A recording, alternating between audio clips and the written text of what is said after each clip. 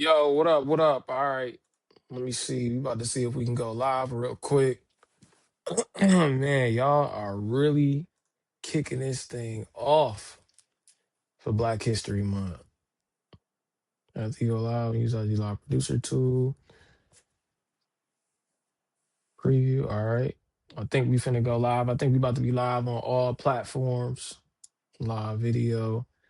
Yeah, I think we about to be live on all platforms. We should be live on YouTube, Facebook. Let me check this one real quick. Let's see what we got. That's there. Let me go back here real quick. Take that off.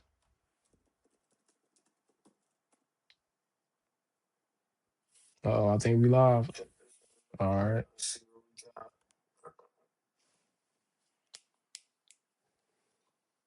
And then now we about to hit the TikTok real quick. Let's see. All right. So now we should be live. We should be on TikTok. We on Instagram right now. We on Facebook. We on YouTube. All right, so we're on a whole bunch of different platforms. So what up there, everybody? Let me see if I get the chat straight, public chat. All right.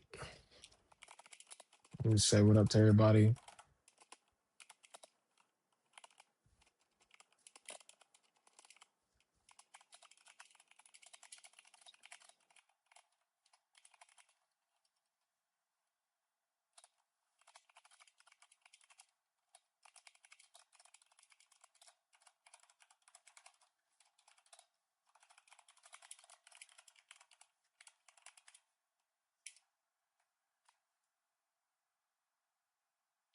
All right, that should have went there. Let's see, did we get on Instagram? No, let me do it on here.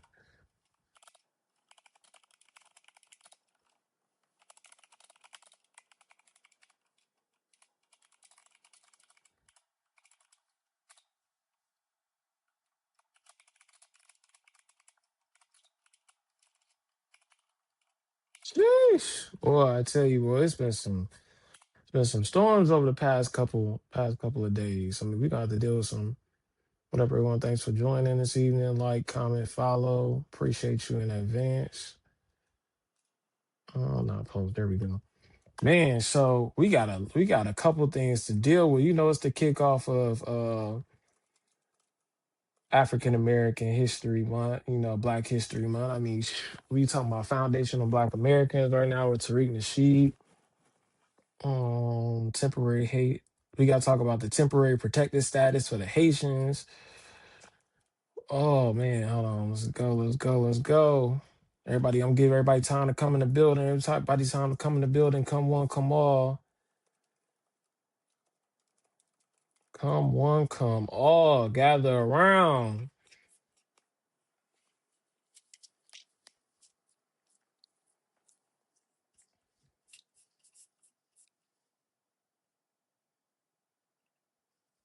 Oh, we got a good update. Okay, okay. Let's see, we got a little bit of an update real quick. Let's see, let's bring this up real quick. Let's start off with this. Let's see what the latest is with this. This is important because we know we're about 24 hours away from temporary protected status for the Haitians in America, but it looks like, oh, oh, come on, the New York Times don't do me like that. I think I got an account. We good? Oh, come on. Oh, they ain't gonna let me get it. See,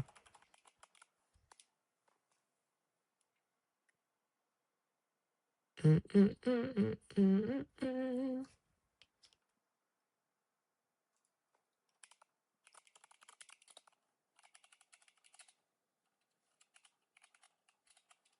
think they said federal judges temporary blocks end of protection for Haitians in the U.S. The ruling pauses the Trump administration's plan to end a program that has allowed more than 350,000 people from Haiti to remain in the United States.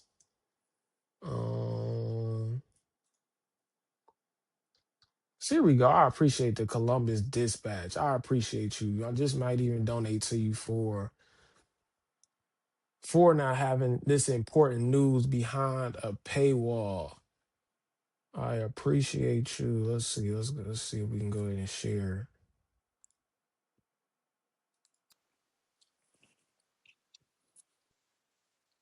All right, so if y'all on TikTok, you may not be able to see what I'm sharing right now, but just go to House of I-10 on YouTube, or you go to House of I-10 underscore 22 on Instagram. Also on my Facebook page. If you know me, you know my Facebook page. But all right, so this is what's up. So a federal judge issued a last minute reprieve on February 2nd, blocking President Donald Trump's attempt to end temporary protected status for hundreds of thousands of Haitian immigrants in the U.S. The status, which allows about 350,000 Haitians to legally live and work in the United States, had been set to expire on February 3rd. It includes about 30,000 Haitians in Central Ohio and another 15,000 in Springfield. U.S. District Court Judge for the District of Columbia, Anna Reyes, issued a ruling postponing the effective date of the Trump administration's cancellation of TPS for Haitians.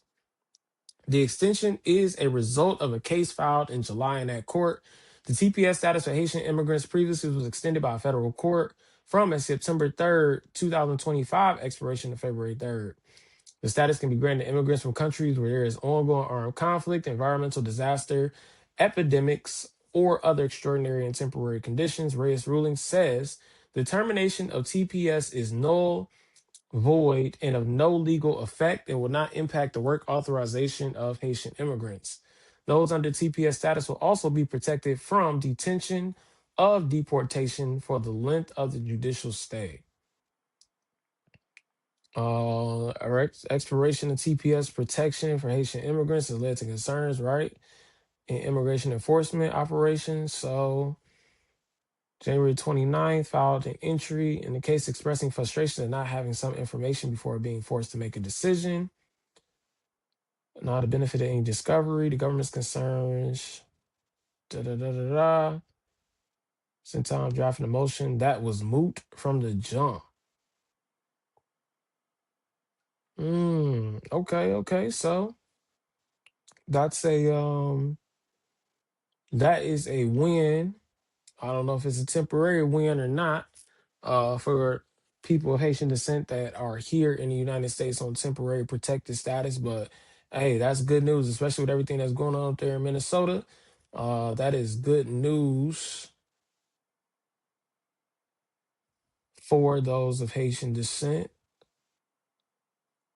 I'm just making sure reading through this again. Yep. So all right.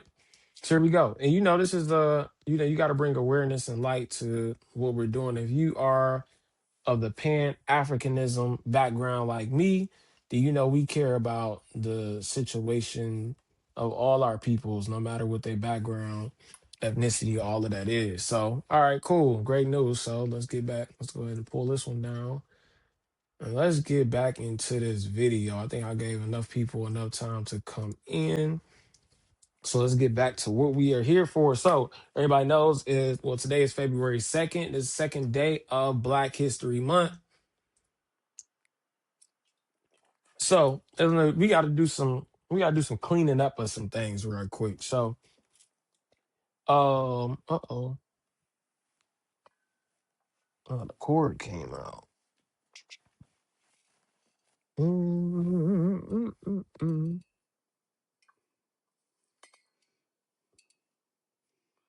Real quick.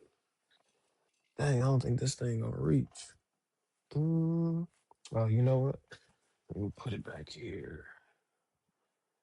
See if we can put it back here.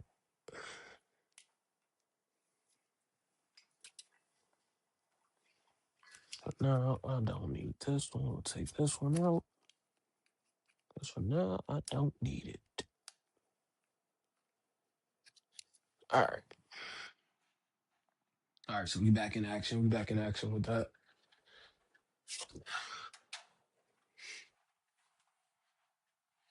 Back in action with that. All right, so let's clean some of this stuff up.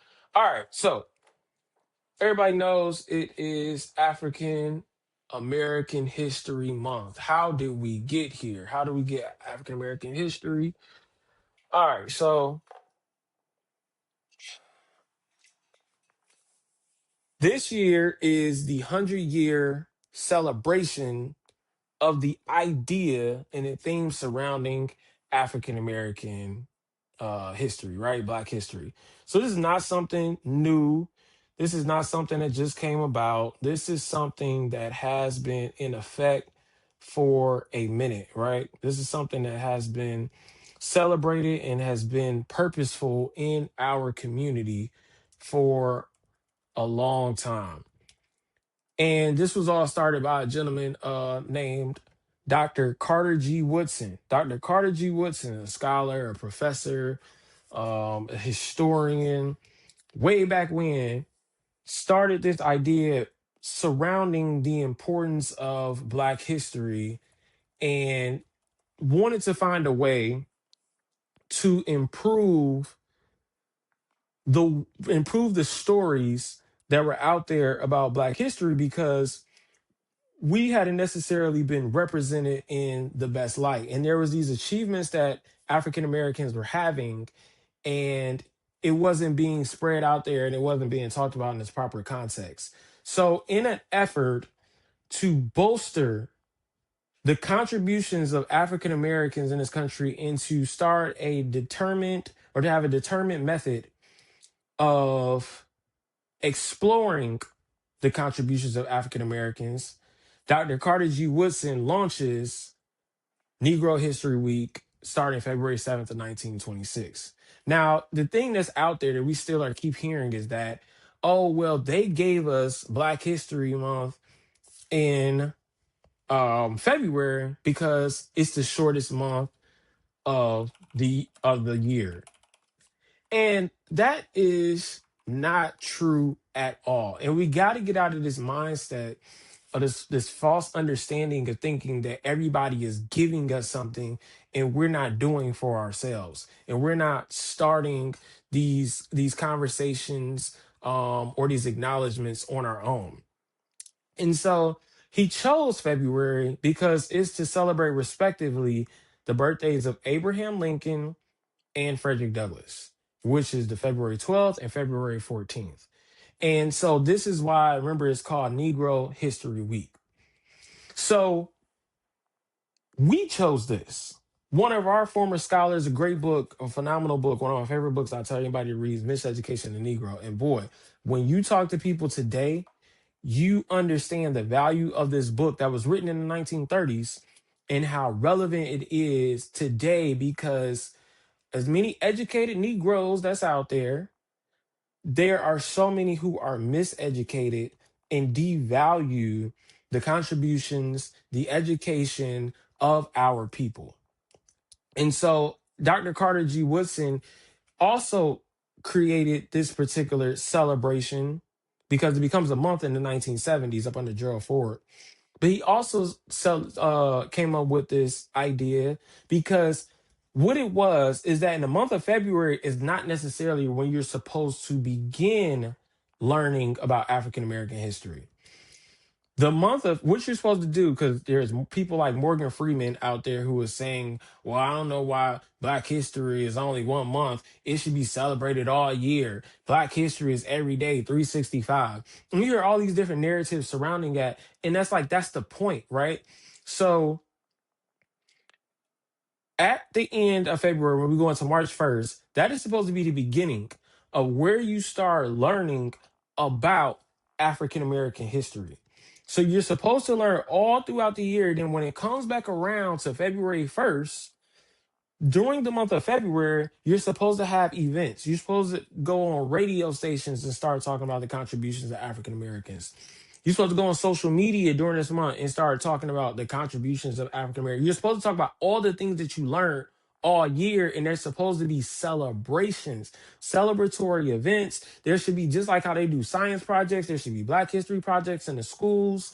People just sitting around having conventions. This is why his group ASALH, with Association for the Study of African American Life and History, this is what ASALH does every year. And if you don't know about ASALH, ASALH is the organization that determines what the themes are that we celebrate every year for African American history.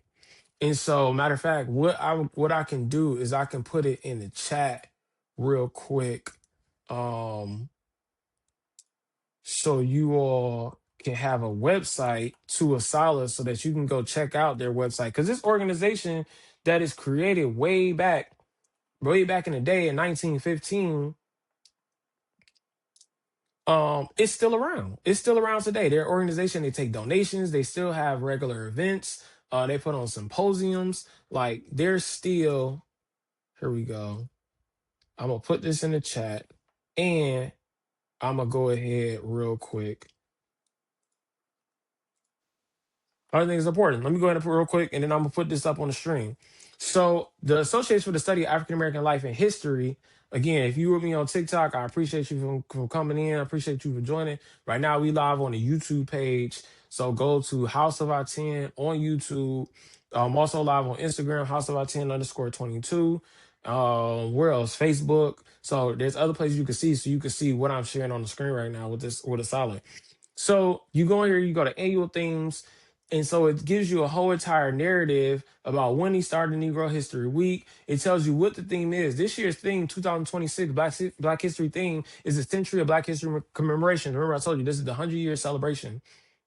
And so with this theme, this is what you're supposed to take out into the community, and this is supposed to be the focus. So I have the privilege of helping to organize an oratorical contest among young boys aged grades third grade through 12th grade through high school, and they have an oratorical contest. And so I give them what the theme is, and then they compete against each other to flesh out their thoughts and then talk about, to talk about what the contributions were African Americans, but to also there's an audience. So now they're educating these kids, these young men are educating the crowd about whatever this particular topic is. So the adults and people are leaving there with more information, understanding, and insights into who we are as African Americans and why this theme is also so important. I stretched it, right, because it's talking about African Americans um, have done historically in this nation, right? So I kicked it all the way back to 1776,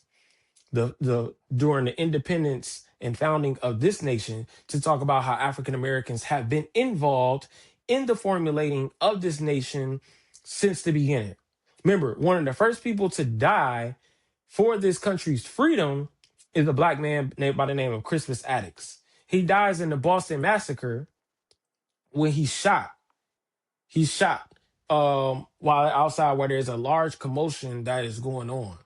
So then you got 1776. Then you go to the Civil War. You have approximately 180,000 Black African Americans who are fighting in the Civil War to liberate themselves from under the regime of the institution of slavery. And then you go into World War One, you go into World War Two, the Vietnam War, all these wars up to present day, African Americans have been involved in the liberation and freedom of themselves and other people. Right? So I don't there's this reframing that is occurring to think that somebody gave us something and that we weren't a part of that struggle, and we absolutely were. So nonetheless, so you can go here again on the side, look at their website, check them out, learn about their events, the upcoming events that they had. They got the Black History Month luncheon. I know that is this particular month, this February. Matter of fact, right here, February 28th, 2026, and that will be in Washington, D.C. So hopefully, if you didn't know about this organization, I want to plug that organization so you'll know about it. But let's also get back to this conversation. Let's pick up. Let me see where I stop sharing the screen. All right. So, because I don't even know where to go. Where was I? I was talking about Black History Month, right? And how we got up to it and what the point and purpose of it was. So I just want to correct that narrative. It was not given to us. It was selected by one of our historians, one of our beloved historians. And it's supposed to be a celebration of everything that you learned. So the goal of this thing being um 365 days out the year has already been accomplished. We don't need to change anything. What you need to get is the proper understanding. That's what you need to get, Morgan Freeman, and whoever else has something to say about it. And then we don't need the approval of other communities to celebrate, tell our stories, and champion who we are. Since when? Since when do we need the approval of other communities to tell us, oh, okay, well, yeah, we give you permission to take pride in your heritage and your narrative, and who you are and what you've done in this country. Like, bro, y'all got things, excuse my French, ass backwards. If that's what y'all think we waiting on, or what we should be waiting on for other people to provide us. It's not happening. So, and I don't want to make this thing too long, but we gotta have some real hard down conversations about some perspectives, because y'all people, y'all are off.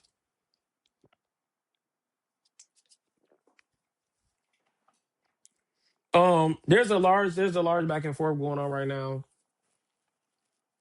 about this idea of foundational Black Americans. Um, so I don't even know, I don't even agree with the term, right? Foundational Black American from Tariq Nasheed and his movement, and it's talking about the lineage. And I mean, I have questions around it, right? So I'm not beyond criticism. I have questions. If we say that race is a social construct, we say that race was is not real. It was created by this group of people to divide us and to create this racial hierarchy, right? And I understand sometimes we can speak and it can kind of be about semantics and things like that. Like, I get that. I'm trying to see something real quick. Um, I get that. But I don't understand how we want to be so hard down on using a particular term that we know was created to our detriment. And we know that it was built in a thing called scientific racism. And then now, in this day and age, we're trying to make sense of it. We're trying to logically rationalize race and then adopt it into a terminology that explains who we are within the diaspora. If we're going to say that race is a social construct, then we should not then lean on it or use it to be the thing that defines who we are. And then also, when you say foundational Black American, what what does that do to our total story as humans, humanity, and how does it bridge these gaps that we have with other people from the diaspora? Like, once you say you're foundational Black American, does that cut us off from our ancient past and our ancient history? Because we know we didn't come up out the dirt. And sure, there was a migration that could occur. You know, there's a migration here to Americas almost 12,000 years ago. And we don't know which one of us, because of our story, because of our legacy of who was already here versus who came over here. And when you study the history of the transatlantic slave trade, you also have to understand there was about really good book. Where is it at? Here, Black History Month. You looking for a book to read? 100 amazing facts about the Negro. Henry Louis Gates. 100 amazing facts about the Negro. Henry Louis Gates, showing it on these different platforms. Get this book. It's like quick, it's chapters, but it just gives you like quick breakdowns. So you go here, 28, Jackie Robinson. You turn a couple pages, and boom, you're gonna be right there. 29, chapter 29. So it's only like 3 pages. What were the largest slave rebellions in America? So good book for you to get like some quick insights. And then if you find something that you really like, I would suggest getting an actual book on that topic so you can get a further understanding and expansion on that particular topic, right? So when you talk about the transatlantic slave trade, from Africa to western shores of Africa directly to whether it's Jamestown, Virginia, Savannah, Georgia, Charleston, like wherever one of those ports, there was only approximately 400,000 Africans that went directly to the United States. So we talk about the numbers of how many people did we have during the slave trade. How many people were taken from Africa, right? You talking anywhere between 10 million and 20 million, give or take. And how many people died on that particular trip? We don't exactly know the numbers, but if you go to the EJI, the Equal Justice Institute in Alabama, we also had a lynching museum. There's a great museum that you walk through, and it takes you. It's just phenomenal. Like experiencing it is going to always be better than me explaining it. But you essentially start and you just looking at the waters, and there's this sentence and these prompts that kind of go by before you walk deeper into the museum. And just in that moment, I promise you, you just feel already overwhelmed with emotion.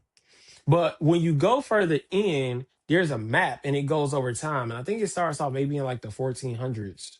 And it shows like how people left Africa and what routes that they took them on. And it's a triangulation when you're talking about the trade, right? So it's going from Africa to the Americas and then to Europe. So either it was going Africa to Europe or Africa to the Americas, or I mean, as some people are saying right now in modern day age too, they were, and I mean they were because you think look at Columbus's travels when he came over here, he actually grabbed and captured people from here and took them back to Spain.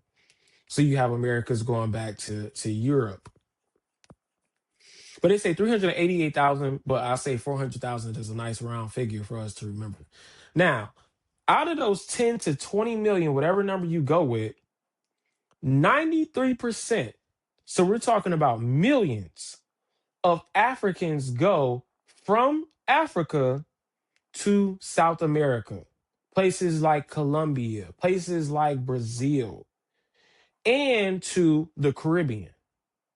Now, so that tells you how many Africans came over to the Americas, how they lived and existed in the Americas. So I'm not just talking about the United States. And how, of course, they birthed, and there's a lineage that exists too. We don't know for those 400,000 of us who come from Africa as well.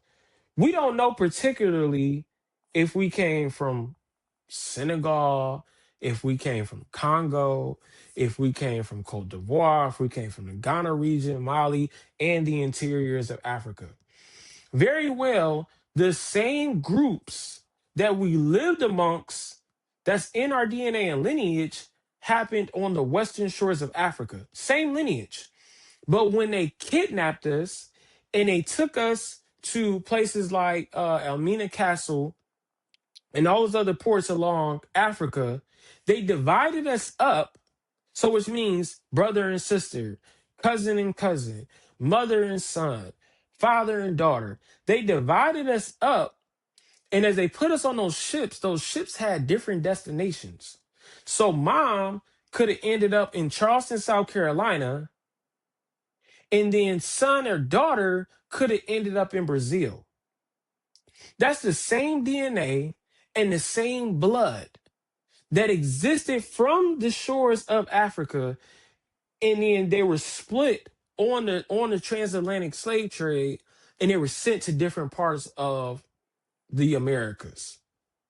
So which means that whenever they ended up birthing children, those children have a connection to those people in Africa and to those people in the Americas and to the people in the United States of America. So now with the foundational Black Americans, if it's not for that person to exist, as I always say, you wouldn't be here.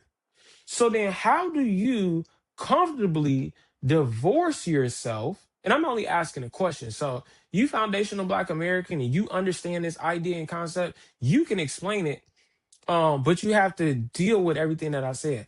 How do you then divorce yourself from your lineage in Africa, come over here into the Americas and all of a sudden say that you're foundational to this land and you have no more connection with peoples from the other lands, right? And even if you're using a 400,000 figure, we understand that before there were some slave masters, before they allowed black or African, whatever terminology you want to use, Negroes, before they allowed them to come to the United States, the slave masters would say, are those N words broken? Do they still feel like they're empowered and have a connection back to their homelands, their ancient customs and language? Or did you break them? And what is the process that I'm talking about? It's called seasoning and buck breaking. Seasoning and buck breaking happened in the Caribbean before a lot of them was allowed to come to the States. Now, with seasoning and buck breaking, what did that look like? What was seasoning and buck breaking? This is where they destroy your mentality.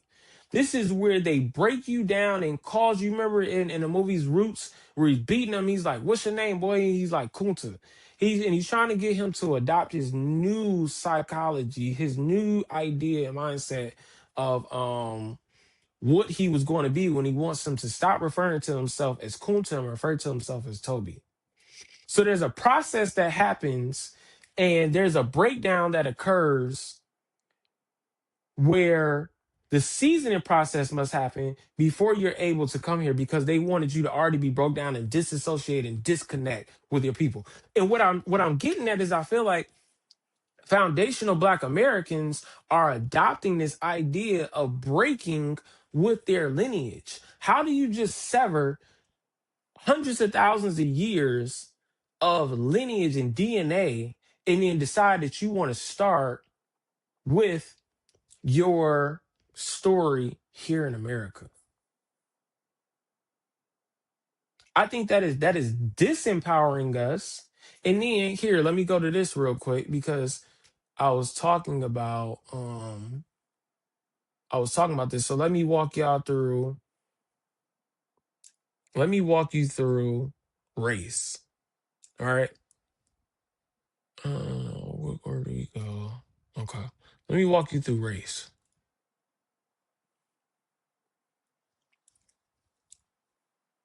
So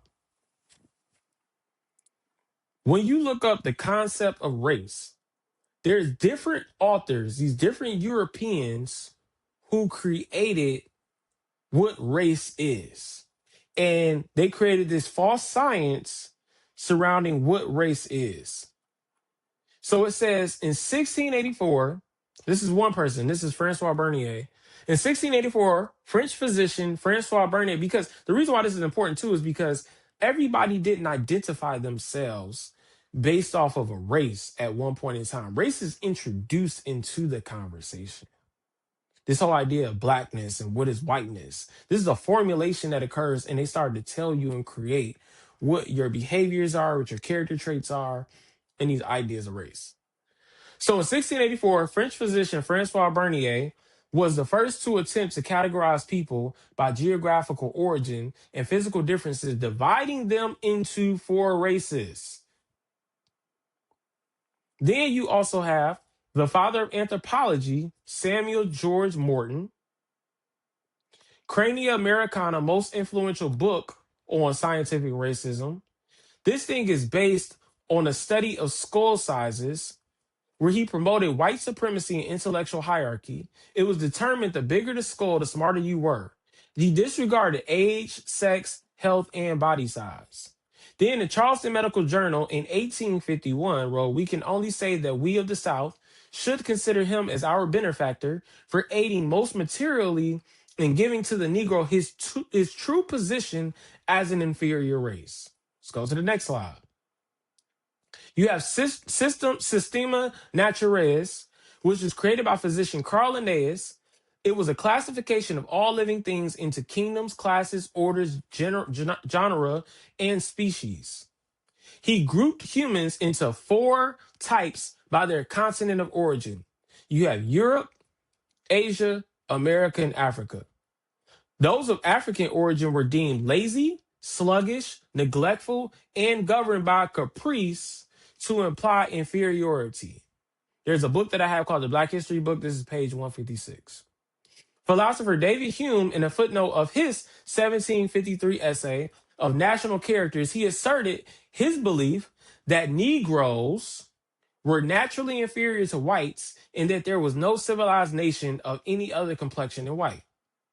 You have Joseph Arthur de Gobineau's 1853 essay on the inequality of the human races.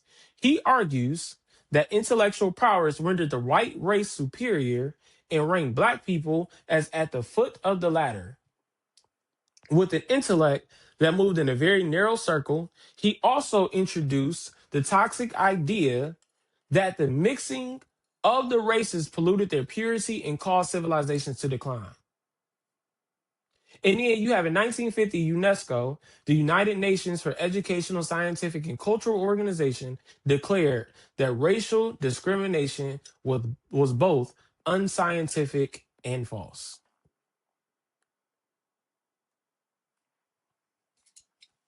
So let me go ahead. I'm just, what is this going to say?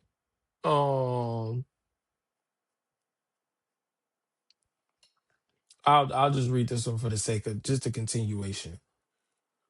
So in 1978, the same entity, talking about UNESCO, made up 193 member states around the world, doubled down under the Declaration of Race and Racial Prejudice, stated that all peoples of the world possess equal faculties for attaining the highest level of in intellectual, technical, social, economic, cultural, and political development. Hold on, real quick.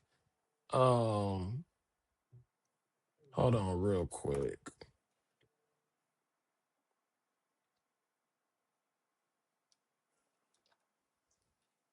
Uh, no, hold on, real quick, hold on. Let me go here. How do I do this? How do let me stop the share, close the chat. Hold on, y'all. I gotta figure this out real quick. All right.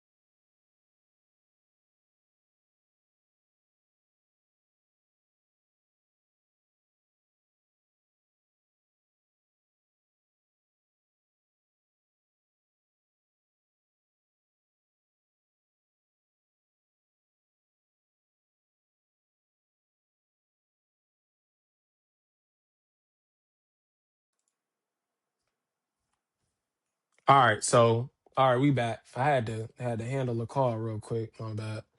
So that's essentially, you can look at that, go that, rewind that back, and look at what it says about the concept of race. You understand?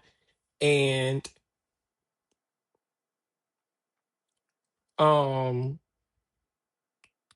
looking at now, so and I know Tariq Nasheed and those people, because I'm not trying to challenge their level of intelligence or anything, because I know that they know this, right? He came up with the documentary, the 5-part series and stuff, talking about all of this different history, hidden colors. That's right, hidden colors.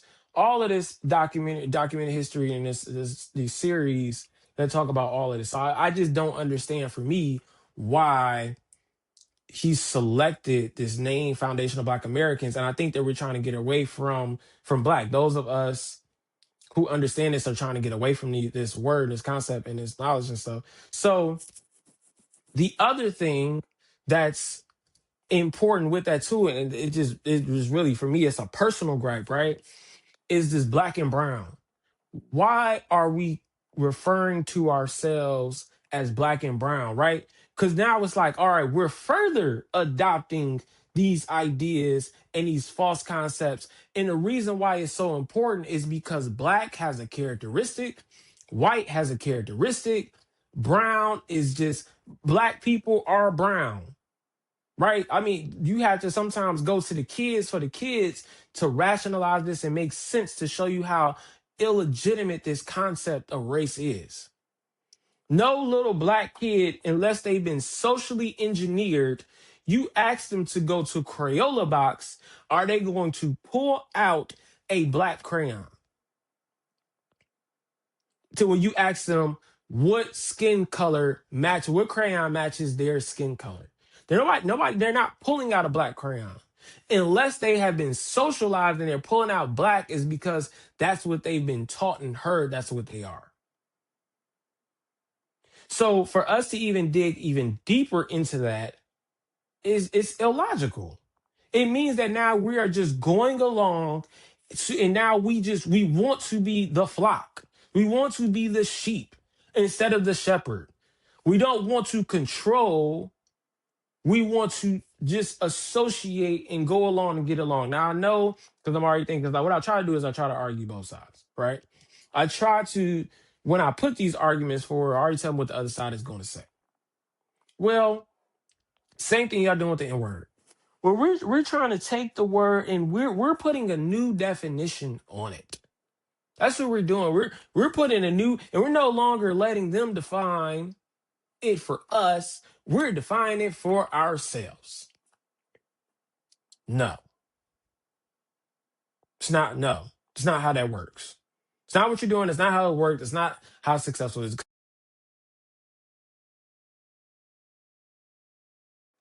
Oh, hopefully I just did that. But that's the same thing we said about the N word too.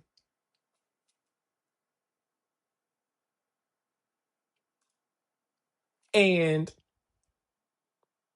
that ain't working for us either. Because now we're trying to let everybody go ahead and say it, and they're saying, well, it's in music, so this is and that, and we've taken the word, and if you put the ER on versus the A, and all this other nonsense, but then them same people who you're friends, and you think they're saying it with you in a friendly manner, when they get mad at you, what's the first thing that they call you? So it's still weaponized and still used against our community in a negative fashion. So no, we can't do that. And we have to be more creative, think outside of the box and think more highly of ourselves than to try to go along with the nonsense. We're too smart for that. We're too intelligent for that. And nowhere in the world are people using these other terms and then they're trying to rework it and make it what it no, it has a history. That history and that legacy needs to be retained, maintained, and sustained.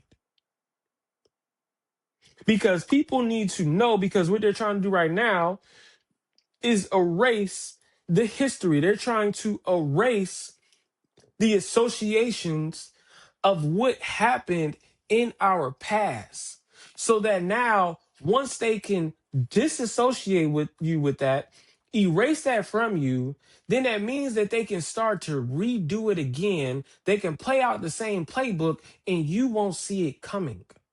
That's the beauty of history. The beauty of history is not just about memorizing facts. It wasn't just about memorizing birthdays and memorizing facts. What it's supposed to recognize and do for us is for us to understand where our stalwart pioneering figures left off at when they met their great demise during either their untimely death or their inevitable death. And then you're supposed to look up and say, what was Martin Luther King's last agenda that he was working on before he was assassinated? Then you look up that, oh, he was starting to move towards an economic program. So then that tells us, as the receivers of the history, A, we learn how to avoid the roadblocks and the obstacles that's going to inevitably come up against us when we start to struggle for liberation and freedom. So then we don't have to make that same mistake. And if somebody does that, we see it coming and we already know how to avoid it. It's not a problem. It's out the way. But then it tells us this is what we need to be focusing on as a community. And the other beautiful thing too is that when you're on the receiving end of history, you don't have to play the dumbass game of W.E.B. Du Bois versus Marcus Garvey, Booker T. Washington versus W.E.B. Du Bois, Malcolm X versus Martin Luther King Jr. You don't have to play that dumbass game that they try to do when they try to always make us butt heads and create and stoke this division. No, what you have the beauty of doing is you have the beauty of taking the best of what all of they had to contribute, right? Because these are pieces to a puzzle. These are pieces to a puzzle called the puzzle to solve the problems of liberation and freedom. And so when you look at what was Martin Luther King working on, what was Malcolm X working on, what was Dr. Ivan Van Sertima working on, what was Sheikh Anta Diop working on, what was John Henry Clark working on, what was Patricia Hill Collins working on, what was Bell Hooks working on. You look at what was oh, her name is sleeping right now from the ISIS papers. Oh, that's my sister right there. Um, Dr. Francis Cress Wilson. What was Shahrazad Ali working on? You take the best of the ideologies that they were putting forward, Dr. Naeem Akbar, and then you take it and then it all of those different names of those different people who existed, you then take them and they all become you. You now are 10 times as much powerful, more powerful than they were as individuals. You have their individual thoughts in your collective mind. You're able to rationalize and help them formulate the pieces that to the puzzle that they were trying to solve. And then now you take that and you move forward and you place it into the realities and the conditions and environments of which we find ourselves in today. But see, the problem is that we don't look at history as an opportunity. We don't look at the studying of history as an opportunity. We look at the studying of history as an obligation.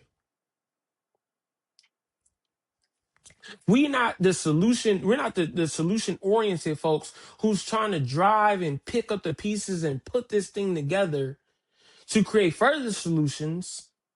We're the ones who's sitting on the sideline, understanding that there's the possibility of another Martin Luther King coming to save our generation. So now we're not freedom riders, we're free riders. You want other people to go out there and to labor over the books, pour into all these books, Lies My Teacher Told. Or to look up Dr. Claude Anderson, Powernomics. So what you want us to spend all these hours, or let's go here. Let's go to Nile Valley Civilization.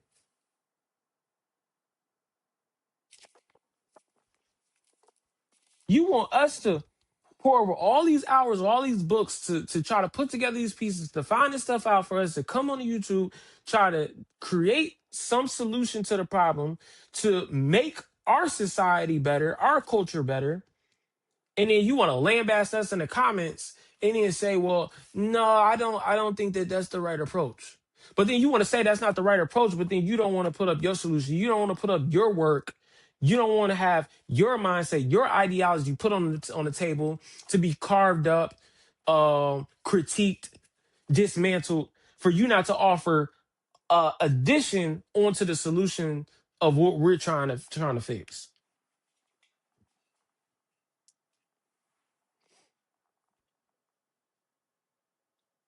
How does that make sense?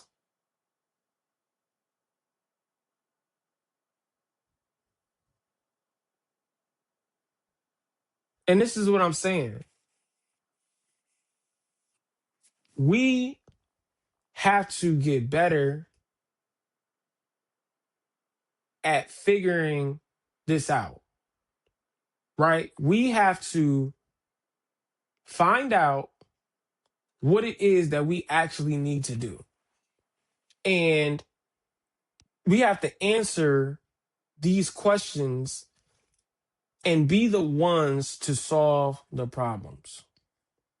And if that's not what we're about to do, if that's not how we're going to approach these situations, then people are going to constantly keep on wiping away. They're going to keep on wiping away what we have done in Black history. They're going to misrepresent who we are as a people. And then we're going to continue being at the bottom of society. And when I say at the bottom of society, I'm not being hyperbolic. I'm not being hyperbolic, right? I We can't even afford to treat people the way that we treat people, right? So let me show you this. I want to show you something. We're not in a position to be so divisive and separate.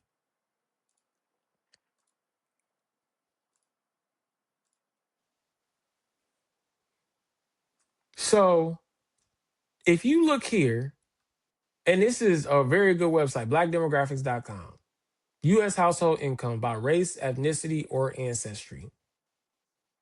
If you go here and you look this website up, you will see when it says U.S. household income by race, ethnicity, and or ancestry, you have Asians on the top at 111,000, Ghanaian ancestry 84,000, white 83,000, Nigerian at 80,000. The total USA is 77,000. Jamaican 72, Caribbean 72, Ethiopian 72, Haitian 71, Hispanic 69, African south of the Sahara 66,000, and we at the damn bottom 53,000. We cannot, and this is from 2023, most recent numbers that they have available. We cannot afford to be divisive. We cannot afford to sit on the sidelines waiting, just waiting for somebody to come save our community and make these improvements to our community.